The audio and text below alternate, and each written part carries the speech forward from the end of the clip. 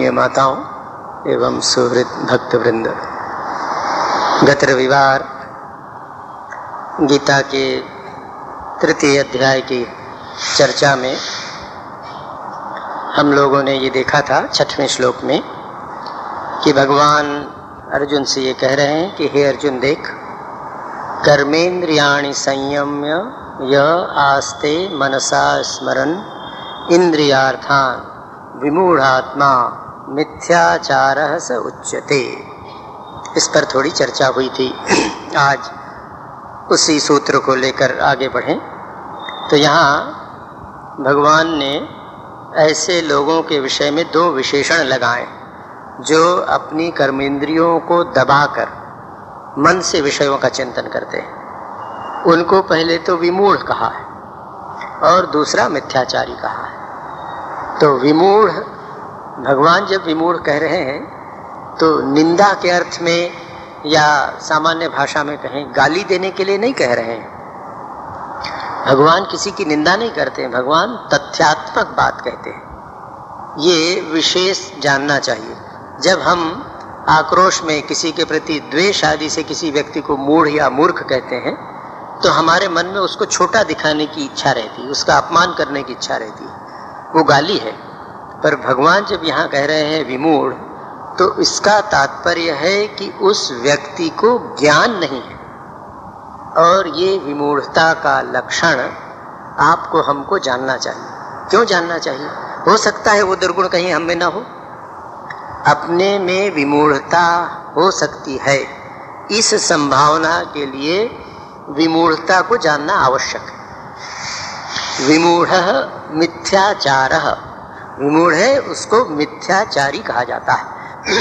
तो ये विमूढ़ता और मिथ्याचार, गलत आचार, अनुचित आचार एक साथ जुड़े हुए हैं। हमारे जीवन में जो आचार व्यवहार होते हैं उन सारे आचार व्यवहारों का उद्देश्य एक ही होना चाहिए कि वो हमें ईश्वर की ओर ले जाएं, संसार के बंधन से हमें मुक्त करें और ईश्वर की ओर या आत्म साक्षात्कार की ओर ले जाएं। तो अब देखिए, एक ऐसा व्यक्ति जो विद्वान है, मूढ़ कहते हैं जिसको अकल ना हो, मूर्ख, कम बुद्धि वाला, पर एक बहुत विद्वान व्यक्ति भौतिक विद्याओं में विद्वान है, हो सकता है शास्त्रों में विद्वान हो, संस्कृत भाषा का पंडित हो, उसने अच्छी तरह शास्त्रों को पढ़ लिया हो। तो पढ़ लेने से संस्कृत भाषा का ज्ञान होकर उसने वेद पुराण आदि सब अच्छी तरह पढ़ लिए, तो इतने से क्या वो व्यक्ति विमूढ़ नहीं रह जाएगा? ऐसा नहीं है। विमूढ़ का तात्पर्य क्या है? जिस व्यक्ति के मन में नित्य अनित्य का विचार नहीं, जो व्यक्ति संसार और परमार्थ के अंतर को नहीं समझता है, संसार की अनित्यता पर विचार करके जो परमार्थ की ओर जाने का प्रयत्न नहीं करता, वो विमूढ़ है किसी भी अर्थ में। मिथ्याचारी तो बाद में होगा।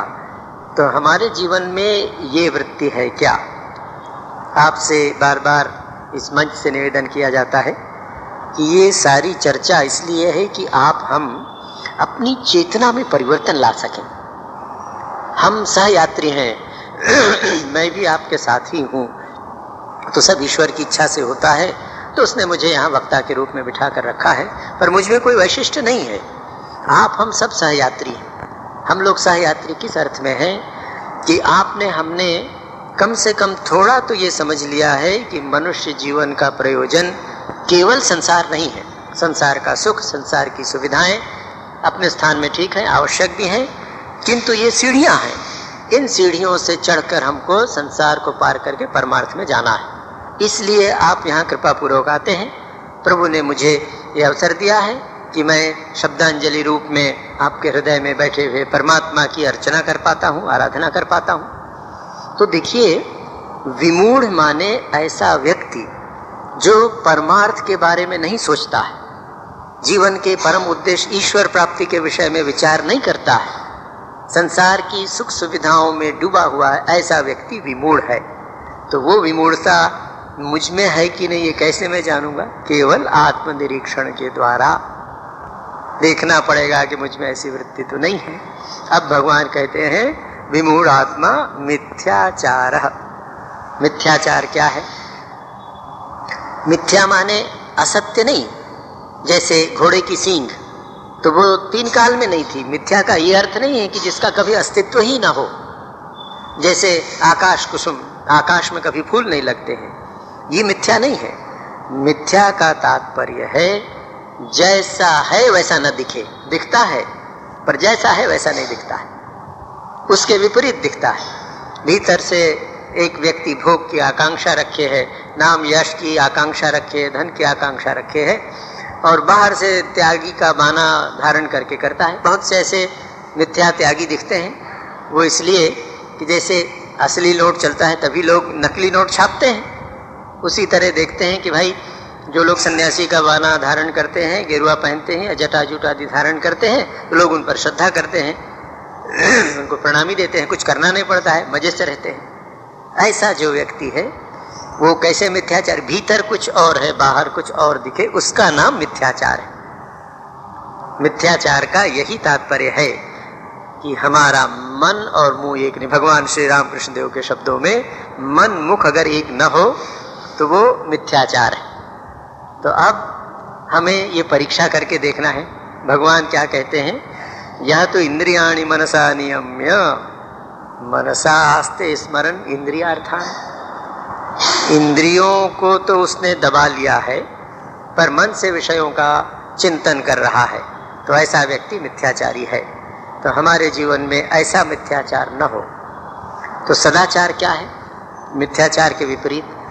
अभी जीवन में कुछ भोग की आकांक्षा है, उस भोग की आकांक्षा की स्वीकृति कि हाँ मेरे मन में ऐसी आकांक्षा है, ये सच्चाचार हो गया। मैं भीतर से जानता हूं कि मेरे मन में ऐसी इच्छा है कि मैं अमुक विषय में पारंगत हो जाऊं, उस बड़ी विद्या उसमें अर्जित कर लूं, इसको मैं स्वीकार कर लूं। इसको स्वीकार करने के पश्चात अपने मन में विचार करके देखना चाहिए।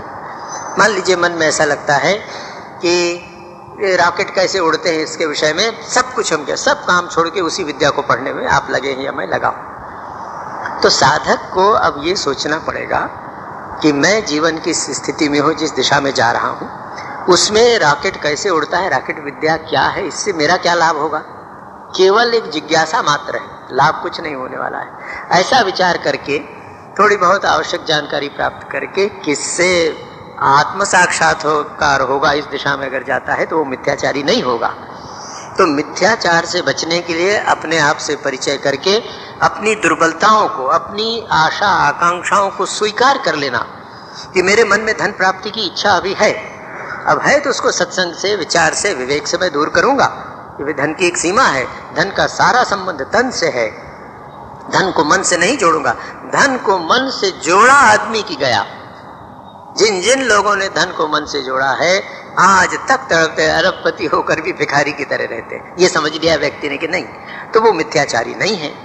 अब भगवान क्या कहते हैं 7वें श्लोक में भगवान कहते हैं यस्तु इंद्रियाणि मनसा नियम्यारभते अर्जुन कर्मेन्द्रियैः कर्मयोगम असक्तः स विशिष्यते। हे अर्जुन, तो अर्जुन यह मनसा इंद्रियाणि नियम्य, हे अर्जुन जो व्यक्ति मन के द्वारा, मन के साथ, मन से इंद्रियों को वश में करके, इंद्रियों को वश में किया है, मन को भी वश में किया हुआ है, इतना करने के बाद असक्तः कर्मेन्द्रियैः कर्मयोगम आरभते स विशिष्यते। असक्त, अनासक्त हुआ, बिना किसी से लगाव रखे हुए कर्मेंद्रियों के द्वारा कर्मयोग का आचरण करता है, वही विशेष व्यक्ति है, वही साधक है। ये बहुत काम का सूत्र है। 3 अध्याय का ये जो 7वां श्लोक है आपके हमारे जीवन में, इससे हमको मार्गदर्शन मिलेगा। क्या मार्गदर्शन मिलेगा? 6वें में तो भगवान ने जो कर्मेंद्रिय की बात बताई उससे एक सूचना हमको मिलती है 6वें श्लोक से कि कर्म योग के साधक के जीवन में भी इंद्रियों का संयम परम आवश्यक है। ये बात मन में गांठ बांधकर आपको हमको रखनी होगी। बहुत बार मन में ऐसी भ्रांति आती है कि भाई हम तो भगवान के लिए काम करते हैं, कर्मयोग करते हैं, तो कर्मयोगी को ये नियम संयम आदि की आवश्यकता है। नहीं, एकदम परम आवश्यक है। केवल कर्म करने से जीवन में आध्यात्मिक उन्नति नहीं हो सकती है। पहले ही हमने देखा भगवान इसी तृतीय अध्याय में कह रहे हैं कि भाई एक क्षण भी बिना कर्म किए तुम रह नहीं सकते, न ही कश्चित क्षणम अपि जातु तिष्ठति अकर्म कृत। तो संसार के सभी व्यक्ति जो कर्म करते हैं मुक्त हो जाते हैं? नहीं, हमारा कर्म जब योग बनता है तभी वो हमारी चित्त शुद्धि का कारण और परिणाम स्वरूप मुक्ति का कारण बनेगा। तो भगवान कहते हैं कर्मयोग क्या करता है? इंद्रियाणि कर्मयोग कुरुते, इंद्रियों के द्वारा कर्म योग करता है। केवल कर्म नहीं, केवल कर्म तो हम सब कर रहे हैं, आप और हम कर्म करने में विवश हैं।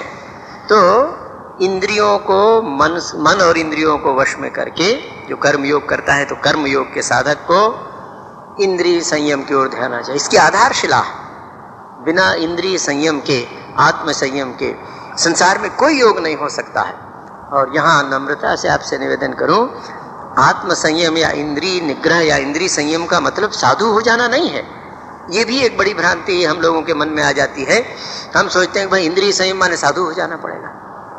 साधु होना संयम की एक प्रक्रिया है। साधु तो संयत होगा ही, इसीलिए साधु है कि इंद्रियों को संयत रख सके। गृहस्थ भी अपनी गृहस्थी में रहकर इंद्रियों को संयत रख सकता है, रखता है। साधक मात्र, चाहे वो साधु हो, गृहस्थ हो, ब्रह्मचारी हो, वानप्रस्थी हो, सन्यासी हो, कोई भी हो, उस व्यक्ति को इंद्रियों का संयम करना है। और इंद्रियों के संयम का क्या तात्पर्य है? इंद्रियों के संयम का तात्पर्य है जीवन में सम्यक आचरण हो। आगे और उसके विषय में हम विचार करेंगे, पर यहाँ इतना समझ लें कि हमारे जीवन में जो असंयत आचरण है, असम्यक आचरण है, उसके स्थान पर सम्यक आचरण हो। जितनी आवश्यकता हो उतना भोजन करे व्यक्ति, जितनी निद्रा की आवश्यकता हो उतना नींद ले। उसी प्रकार संसार की जो विभिन्न भोग हैं, सब भोगों में मर्यादा रखे। और मर्यादा का तात्पर्य इंद्रियां उसको विवश न कर सके। हम अपने आप से नहीं कहना सीखें। कहीं निमंत्रण में गए हैं, बहुत अच्छा सुस्वादु भोजन बना, तो मन तो कहता है कि भाई निमंत्रण में आए हो, जितना खाना हो खाओ। तो जो साधक है, जो कर्मयोगी है, उसके जीवन में भी संयम का अभ्यास होना है।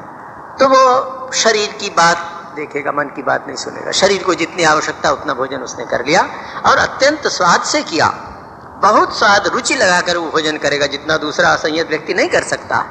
तो इंद्रियों को संयत करना परम आवश्यक है कर्मयोगी के लिए भी। अब ये इंद्रियों का संयम कैसे हो? देखिए, असल संयम तो मन का संयम ही संयम है। इंद्रियों को हम संयत थोड़े समय के लिए कर सकते हैं, किंतु यदि हमारा मन संयत नहीं है तो ये दबी हुई इंद्रियां विद्रोह करके आती हैं। ऐसा विद्रोह कर देती हैं कि व्यक्ति के लिए फिर असंभव हो जाता है अपने आप को संभालना या रोकना। किसी परिस्थिति में वो नहीं कर सकता है। इसलिए भगवान क्या कहते हैं? भगवान ये कहते हैं कि सुनो, क्या करोगे? यह मनसा इंद्रियाणि नियम्य असक्तः। भगवान ने दो शर्त लगाई। यह जो व्यक्ति मनसा, मन के द्वारा, इंद्रियों को नियमित करता है, इंद्रियों को तोड़ देता है, दबा देता है, छोड़ देता है, नियमित करता है। तो इंद्रियों का नियमन, इसी का नाम संयम है। इंद्रियों का नियमन क्या है? हमारे संसार के सारे सुख हमको इन ज्ञान इंद्रियों से मिलते हैं। आँख से हम देखते हैं, कान से सुनते हैं, जिह्वा से स्वाद लेते हैं, त्वचा से स्पर्श करते हैं, नाक से सूंघते हैं। जितने भी सुख हैं, इन्हीं के द्वारा हमको सुख का अनुभव होता है। तो अब ये सुख इतनी मात्रा में लें कि जिससे व्यक्तित्व संतुलित और व्यवस्थित रहे। किसके लिए? ईश्वर प्राप्ति या आत्म साक्षात्कार के लिए। यह उसकी पहचान है। हमारे जीवन में सभी प्रकार के सुखों का उपभोग इसलिए हो कि समझ में आ जाए इन सुखों के द्वारा स्थायी सुख नहीं मिल सकता, शाश्वत सुख नहीं मिल सकता, शाश्वत शांति नहीं मिल सकती। इस प्रकार का विचार करते हुए मनुष्य अपने सुख भोग की ओर देखे। फिर आप इंद्रियों को तृप्त कर सकते हैं। मन को कोई तृप्त कर सकता है? आज तक मन को कोई तृप्त नहीं कर सका है। रसना भोजन की इंद्रिय है, भोजन की इंद्रिय पेट भर खा लिए, तृप्त हो जाएगी। आइसक्रीम अच्छी लगी, एक जितना आपके पेट में समा एक आइसक्रीम किसी ने खा लिया तो रसना उस समय के लिए तृप्त हो गई, पर मन तृप्त हुआ क्या? मन कभी तृप्त नहीं होता।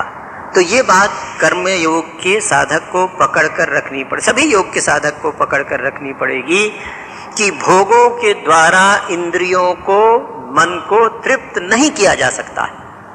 इंद्रियों को जितना हम छोड़ेंगे, जितना उनको भोगों की ओर ले जाएंगे, उतनी अधिक मन में अतृप्ति और अशांति होगी। इंद्रिय अशक्त हो जाएगी, मन सशक्त हो जाएगा उस भोग के लिए और जीवन नरक हो जाएगा। पेट खराब हो गया है, कुछ नहीं हजम होता, मूंग दाल का पानी पीना पड़ता है, पर सब माल खाने की इच्छा है, स्वादिष्ट भोजन करने की इच्छा है, कितना कष्ट होता है। तो इसलिए भगवान ये कहते हैं मन के द्वारा, हे अर्जुन मनसा इंद्रियाणि नियम्य, मन के द्वारा इंद्रियों को वश में करो। मन के द्वारा इंद्रियों को कैसे वश में करें? मन की खुराक क्या है, मन की लगाम क्या है, मन को कैसे वश में लाएंगे? कठोपनिषद में बहुत अच्छी बात है, एक रथ के से मनुष्य के व्यक्तित्व की तुलना की गई है, तो उसमें कहा गया है कि बुद्धि सारथी है, तो जो सारथी, जो रथ का चालक है, वही घोड़े को रोक सकता है। परमात्मा ने आपको, हमको, सबको विवेक नाम की शक्ति या विवेक नाम का सारथी दे रखा है। मन को नियमित करने का, मन को वश में करने का एकमात्र उपाय है विवेक। विवेक के द्वारा विचार करके, क्योंकि मन इधर उधर भाग रहा है, छोटे बच्चे के समान शैतानी कर रहा है, उस मन को समझाना पड़ता है। कैसे समझाएंगे? किस में उसका कल्याण है, किस में उसका अकल्याण है। मन संसार की ओर बार बार भागता है, तो विवेक के द्वारा समझाना पड़ेगा, अरे मन देख क्या मिला आज तक तुझको, 50 बार इन सुखों को तूने लिया है, कितनी बार टीवी में तूने सीरियल देखे, कितनी बार स्पर्श का तूने सुख लिया, किंतु उस टीवी सीरियल से, स्पर्श के सुख से तृप्ति हुई क्या? नहीं हुई है, और बढ़ रही है। देख, यदि तू ऐसा करेगा तो तेरा सर्वनाश हो जाएगा, तेरा जीवन नष्ट हो जाएगा। इसके विपरीत अगर तू परमार्थ का चिंतन करेगा तो तेरा महाकल्याण होगा। मनुष्य का मन बहुत प्रवण है इन संदेशों की, इन सूचनाओं से। अंग्रेजी में कहें तो very much susceptible to suggestions. जो सलाह मन को हम बार बार देंगे, मन उसको स्वीकार कर लेता है। ये सलाह देने का काम विवेक करता है। तो मन को संयत करने के लिए विवेक का आश्रय लेना पड़ेगा। विवेक का आश्रय हम कब ले सकते हैं? जब जीवन में कोई उद्देश्य हो। मन, देखिए, मन से लड़ाई करके आज तक कोई विजयी नहीं हुआ है, कोई नहीं हो सकता है। इस भूल से भी हम बचें। मन से लड़ाई नहीं करना है। मन हमारा शत्रु नहीं है। शत्रु तब हो जाता है जब वो हमारे वश में नहीं रहता, हम ही बल्कि उसको शत्रु बना लेते हैं। मन एक ऐसा सहायक यंत्र है, ऐसी सहायक शक्ति मनुष्य के भीतर है। मन एक ऐसी शक्ति है कि इस मन के द्वारा मनुष्य परमात्मा का साक्षात्कार कर सकता है, नर से नारायण बन सकता है। ऐसी महान शक्ति मन की शक्ति है। ईश्वर के बाद अगर कोई महान शक्ति इस विश्व ब्रह्मांड में है तो वो मन है, मन की शक्ति है। इस मन से शत्रुता करके हम नहीं बच सकते, तो इस मन को विवेक पूर्वक समझाना पड़ेगा। मन के द्वारा या मन से इंद्रियों को वश में लाना है तो पहले मन को यही समझाना पड़ेगा कि आज तक इन इंद्रियों ने तुझे जो सुख दिया है उससे 1000 गुना उसके बदले दुख आया है। थोड़ी देर के लिए इन इंद्रियों ने तुझे जो तृप्ति दी है, परिणाम स्वरूप अनंत अतृप्ति आई है। ये कैसे अतृप्ति आई है? ये चक्र चलता रहता है, ये भोग का चक्र, ये आकांक्षाओं का चक्र चल रहा है। तो मन के सामने एक लक्ष्य रखना पड़ेगा, ऊंचा लक्ष्य रखना पड़ेगा, तभी मन और इंद्रियां संयत होंगी। बिना एक ऊंचे उद्देश्य के मन और इंद्रियों को संयत नहीं किया जा सकता है। मनुष्य का स्वभाव है, मन बार बार पूछता है, क्यों भाई, क्यों संयत रहें, क्यों मन को संयत रखें, क्यों इंद्रियों को संयम में रखें। पहले ही हमने देखा है कि हम कर्म योग करना चाहते हैं। कर्म योग क्यों करना चाहते हैं? क्या उद्देश्य है? कर्म योग के द्वारा इसी जीवन में शांति मिलेगी।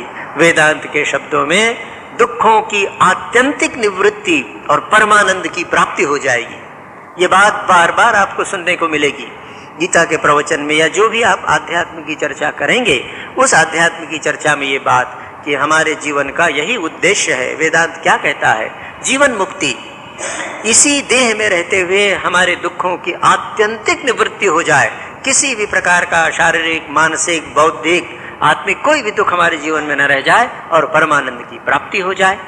तो ये उद्देश्य, इस उद्देश्य को सामने रखेंगे तभी मन और इंद्रियों के निग्रह की प्रेरणा मिलेगी। यदि ये उद्देश्य सामने न रहे तो मन कभी मानेगा नहीं। मन तुरंत पूछेगा क्यों हम संयत करें भाई, क्यों इंद्रियों को संयत रखें। तो मन को बताना पड़ेगा, अरे मन ऐसा यदि तू करेगा तो क्या होगा, तुझे परमानंद की प्राप्ति होगी, इसी जीवन में परम सुख मिलेगा। अब असक्तः, ये भी गीता में बार बार ये बात आई है। भगवान ने कहा मन और इंद्रियों का संयम करो और अनासक्त रहो, किसी से चिपको मत। चिपकना तो सिर्फ भगवान से है। संसार में परमार्थ में जहाँ भी स्वर्ग आदि जो कुछ है उन सब की चिंता, उनके बारे में जानो सुनो ठीक है, किंतु हमको आसक्ति तो केवल परमात्मा से रखनी, इष्ट से रखनी है या आत्मा से रखनी है। तो आसक्ति केवल परमात्मा के प्रति, इष्ट के प्रति हो, अन्य अन्य जगह हमको व्यवहार करना। इसलिए भगवान कैसे कहते हैं असक्तः।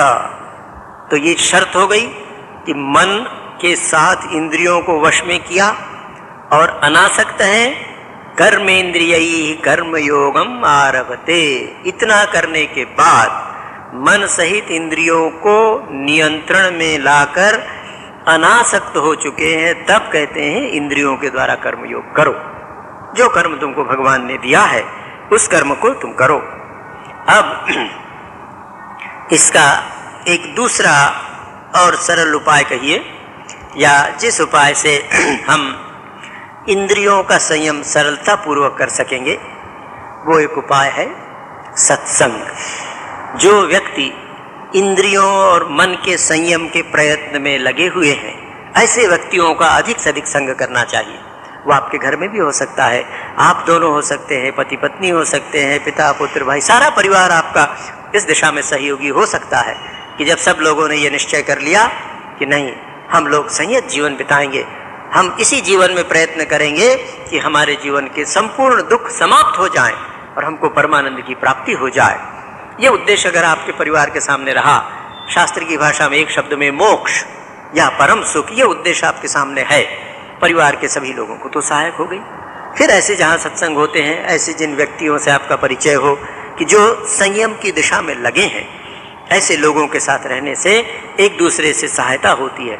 मन का ये स्वभाव है कि जिस प्रकार के लोगों के साथ रहता है उस रंग में रंग जाता है, तब दोनों का लाभ होता है। स्वामी विवेकानंद जी ने ये बताया है कि तुम्हारे मन से या व्यक्तित्व से निरंतर तरंगे निकल रही हैं। जिस प्रकार के विचार आप कर रहे हैं, जिस प्रकार का विचार मैं कर रहा हूँ, उस प्रकार की तरंग मेरे व्यक्तित्व से प्रवाहित हो रही है और इन तरंगों से आप प्रभावित हो रहे हैं।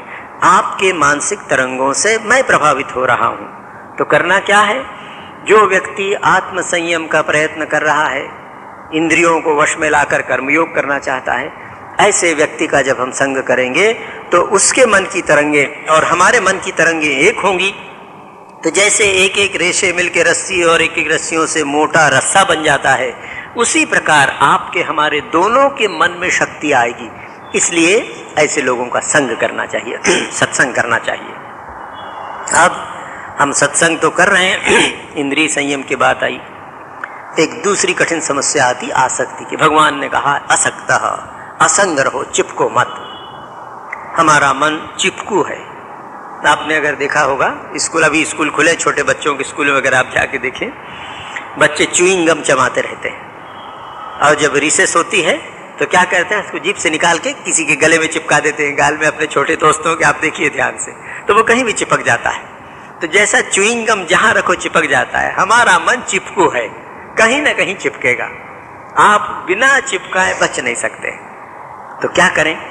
जब मन का स्वभाव ही है आसक्ति, संगह, चिपक जाना उसका स्वभाव है, तो उसको सबसे निकाल के भगवान में चिपकाने की कोशिश करें कि भाई चिपकना है तो तू यहां चिपक।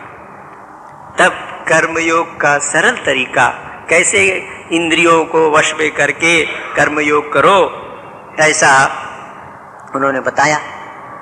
इसमें भगवान ने आंतरिक शुद्धि पर बल दिया ना, क्योंकि मन की शुद्धि, मन का संयम भीतर की बात है, विवेक भी भीतर की बात है। तो भीतर जब शुद्ध होगा, भीतर जब मन संयत होगा तो इंद्रियां संयत हो जाएंगी। असल संयम तो मन का संयम है। तो ये आंतरिक शुद्धि, भीतर की शुद्धि की बात है, बाहर से शुद्ध नहीं होगा। और भीतर की शुद्धि का सर्वश्रेष्ठ उपाय है भगवान का स्मरण। उससे बड़ा मन को शुद्ध करने वाला और कोई उपाय नहीं है। सत्संग तो है, सत्संग से ही भगवान की स्मृति होगी। तो अब हम लोग क्या करें? अनासक्ति माने त्याग, छोड़ो। तो छोड़ने का सबसे अच्छा तरीका ये है कि एक से छोड़ो और दूसरे से जोड़ो, तब छूटेगा। आज तक सारा कर्म मैं अपने लिए करता था, मेरा घर, मेरा परिवार, पति पत्नी, बच्चे, संसार, आश्रम, नाम, यह सब मैं मेरे लिए था। इससे असंग हो जाओ, छूट जाओ, कठिन काम है। तो कैसे करो? किससे जोड़ो? प्रभु से जोड़ो। क्या करो? मैं नहीं तू। प्रभु अब सब तेरे लिए है। आज तक जो कुछ हम करते थे, कर रहे हैं, वो अपने लिए था, इसीलिए सब आसक्ति है। तो जब हम प्रभु प्रीत्यर्थ भगवान के लिए कर्म करने लगेंगे, आगे देखेंगे, वो आएगा, उस पर और चर्चा होगी। वैसे आप देखेंगे श्लोक 9 से 16 तक तृतीय अध्याय के, इसमें यज्ञ का वर्णन है, कैसे सारे कर्मों को यज्ञार्थ कर्म किया जा सकता है, उस पर हम विचार करेंगे। पर अभी अब हमारे मन में जो आसक्ति इससे छूटी प्रभु प्रीत्यर्थ करने से, किंतु उसके साथ और उपाय है जो हर समय ईश्वर के निमित्त कर्म करें, ये संभव नहीं होता। मनुष्य के व्यक्तित्व में 3 प्रधान गुण हैं। ईश्वर हम ध्यान रखिए। देखिए, हम सब जानना चाहते हैं, ज्ञान की शक्ति है। मनुष्य कर्म करता है, उसमें क्रिया की शक्ति है, क्रियाशील है, और मनुष्य में भावना है। तो हमारे व्यक्तित्व में ज्ञान है, जिज्ञासा है, क्रियाशीलता है और भावना है।